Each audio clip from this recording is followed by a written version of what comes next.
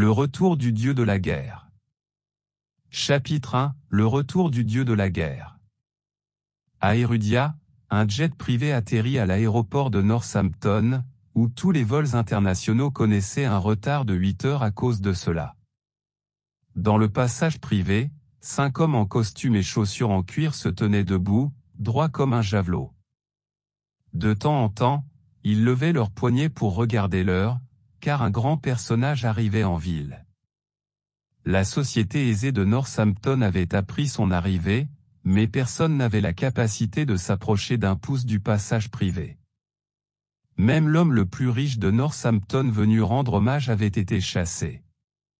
Finalement, des mouvements se firent entendre en provenance du passage. « Dieu de la guerre !»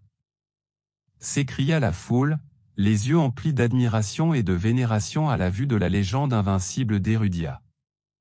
Lui, qui était surnommé le dieu de la guerre, était le seul et unique dieu de guerre 5 étoiles de l'histoire d'Erudia. Autrefois, il avait infligé une défaite écrasante aux bataillons les plus forts de 18 pays. C'était un homme dominateur et redoutable. Celui qui avait écrasé le monde de sa puissance inégalée avait même créé le régiment des 5 grandes guerres, le régiment de cavalerie, et bien d'autres. En foulant sa terre natale, Levi Garrison fut submergé par l'émotion. Autrefois, il était un orphelin abandonné dans les rues de Northampton, puis adopté par la famille Garrison. Cependant, la famille Garrison ne l'avait jamais apprécié. Ses parents adoptifs, ayant tendance à le battre et le gronder, le traitaient comme un étranger. Quant aux étrangers, ils le considéraient comme un être insignifiant. Mais il n'en avait cure. Il avait toujours été fier de son nom de famille depuis son enfance, et il s'efforçait de faire honneur à cette famille en grandissant. Finalement, Levi avait fondé le groupe Levi, le plus grand outsider de la communauté des affaires de Northampton. Avec des milliards d'actifs, il se classait parmi les premiers de Northampton, reléguant la famille Garrison en déclin au sommet. Cependant, non seulement la famille Garrison ne montrait aucun signe d'appréciation, mais elle nourrissait même une insatisfaction à son égard. Jaloux de son succès, ils le considéraient comme une épine dans leur chair et convoitaient le groupe Levi. Peu importe sa richesse et son pouvoir, tant qu'ils étaient aux commandes, il n'était qu'un étranger aux yeux de la famille Garrison. Finalement, lors de la nuit de noces de Levi, la famille Garrison a comploté pour le piéger en l'enivrant avant de le jeter sur le lit de sa belle-sœur. Il voulait créer l'illusion qu'il faisait quelque chose de répréhensible envers elle et qu'il était surpris au lit par son frère et ses parents adoptifs. Cette nuit-là, la famille Garrison lui a brutalement brisé les membres et l'a laissé sur la route comme un chien sauvage. Non seulement il était handicapé, mais il devait aussi prendre le blâme pour quelque chose qu'il n'avait pas commis.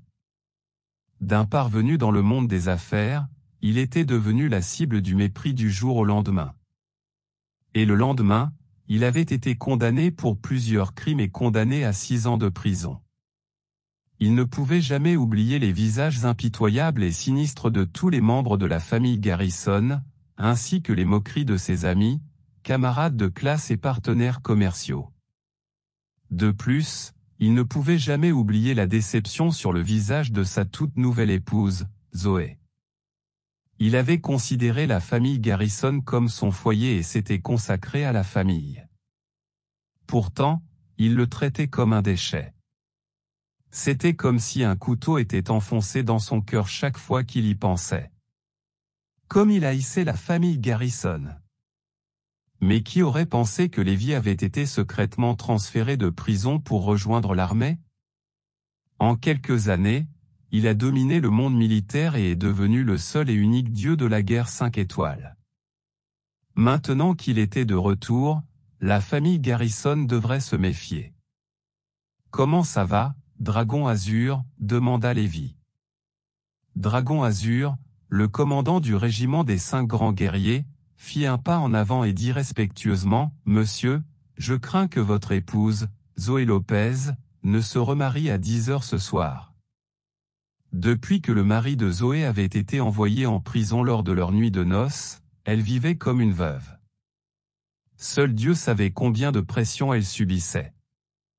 Et en ce moment même, la personne que Lévi avait le plus hâte de voir était Zoé. Après un moment d'hésitation, Dragon Azur continua, « De plus, monsieur, la famille Garrison organise ce soir un banquet de célébration réussi à l'hôtel Crystal Palace. Beaucoup de personnes ont invité le dieu de la guerre il y a un instant, y compris la famille Garrison, mais je n'ai ni accepté ni refusé directement. » « À quelle heure ?» demanda Lévi brièvement. « 8 heures, monsieur. »« D'accord. Dis à la famille Garrison que j'assisterai au banquet. » Puisque les deux événements ne se chevauchaient pas dans le temps, Lévi accepta volontiers l'invitation. Le banquet de célébration pour l'introduction en bourse publique du groupe Garrison se déroulait à l'hôtel Crystal Palace de Northampton. Avec l'aide du groupe Lévi, ils étaient devenus une famille riche et puissante d'un seul coup. La salle était animée de bruit et d'excitation, et les sons des verres qui s'entrechoquaient résonnaient de temps en temps dans l'air. « Que Dieu bénisse la famille Garrison », dit Joseph, le chef de la famille Garrison. « Les générations plus jeunes sont les étoiles parmi les hommes. » Le groupe Garrison est maintenant coté en bourse et est devenu un parvenu à Northampton. Les trois fils et la fille de Joseph accueillaient leurs invités avec de larges sourires sur leurs visages. La jeune génération de la famille Garrison était d'autant plus suffisante et fière, car après aujourd'hui, la famille Garrison deviendrait une famille puissante, et ils deviendraient parmi les enfants de riches les plus en vue. La plupart des invités présents à ce banquet étaient issus du cercle supérieur de Northampton. « Garrison, sais-tu ce qui s'est passé aujourd'hui? Ta fête de célébration ne vaut rien en comparaison de cela. » Il parlait de l'événement majeur qui s'était produit aujourd'hui. « Oui. J'ai entendu dire qu'un personnage important est arrivé à Northampton. L'homme le plus riche de Northampton voulait le rencontrer, mais il a été chassé. Apparemment, il n'est pas assez qualifié. » Vraiment?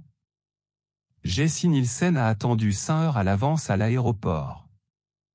Joseph hocha la tête. Oui, je suis au courant de cela aussi. J'ai même envoyé quelqu'un pour inviter ce personnage important à la fête de célébration. Impossible. Pourquoi ce personnage important assisterait-il à une telle fête? Personne ne le croyait. En réalité, en tant que parvenu, Joseph tentait simplement sa chance. « Papa !» cria Jacob, le deuxième fils aîné de la famille Garrison en courant vers lui. Le personnage important a accepté notre invitation pour assister à notre banquet de célébration. Il est en route. Mon Dieu! Dieu a véritablement béni la famille Garrison. Tous les membres de la famille Garrison peinaient à dissimuler leur joie, car c'était leur chance d'atteindre le ciel d'un seul bond. Les petits-enfants de la famille Garrison se rassemblèrent, baignés de soleil. Brian, le frère de Lévi, et sa belle-sœur Victoria sourirent. Eh bien, tout commence par l'emprisonnement de Lévi, et la famille Garrison est là où nous en sommes aujourd'hui. C'est vrai, en parlant de Lévi, savez-vous que c'est aujourd'hui le jour où ce gamin sort de prison? Demanda quelqu'un brusquement. Vraiment? Est-ce que ce n'est pas de la malchance? Pourquoi a-t-il dû être libéré un jour aussi important? S'il te plaît, s'il te plaît, s'il te plaît, ne reviens pas. Il est la plus grande honte de la famille Garrison. Les lèvres de Victoria se tordirent en un sourire méprisant. En parlant de ça, Lévi est la gloire suprême du statut de la famille Garrison aujourd'hui. C'est ce qu'il est censé faire, dit Brian. Il devrait contribuer à la famille Garrison pour l'avoir élevé, lui, un orphelin. Son groupe Lévi, qui vaut des milliards, ne signifie rien. Pour parler franchement, il n'est qu'un chien élevé par la famille Garrison. Un homme éclata de rire. En fait, je m'intéresse à la femme de Lévi depuis longtemps. Elle est toujours veuve, et je vais l'épouser, c'est sûr. La remarque de l'homme provoqua des éclats de rire. Tout le monde, arrêtez ce que vous faites. J'ai une annonce importante à faire, déclara Joseph en annonçant l'arrivée du personnage important. Un tonnerre d'applaudissements se fit entendre. Mais lorsque les applaudissements se calmèrent, quelqu'un continuait de taper des mains. Le son était fort et clair, se rapprochant de loin.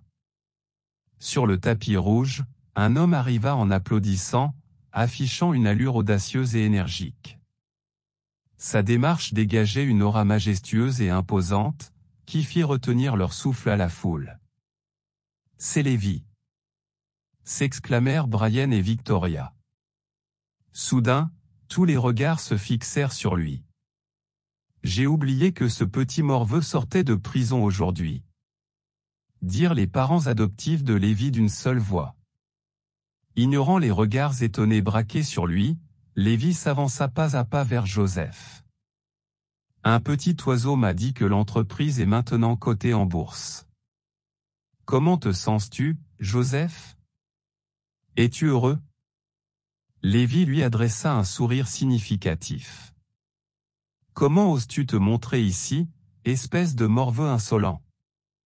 Et comment viens-tu de m'appeler? » La fureur de Joseph éclata. Qui l'a laissé entrer? Ne saviez-vous pas qu'il venait de sortir de prison? Quelle infortune! Brian se leva. Qu'est-ce que tu fous ici, Lévi? Lévi l'examina. Pourquoi ne pourrais-je pas être ici? Eh bien, pour commencer, tu es un orphelin. La famille Garrison t'a élevé, mais tu as été ambitieux et ingrat. Tu avais des ambitions démesurées pour ta belle-sœur, et tu voulais prendre possession de la famille Garrison. Tu as même essayé de tuer tes parents quand les choses ont mal tourné. N'as-tu pas de conscience? N'as-tu plus aucun sens moral dans ton cœur? Tu as perdu ta réputation à Northampton, et tout le monde le sait. N'as-tu pas honte d'avoir l'audace de venir ici?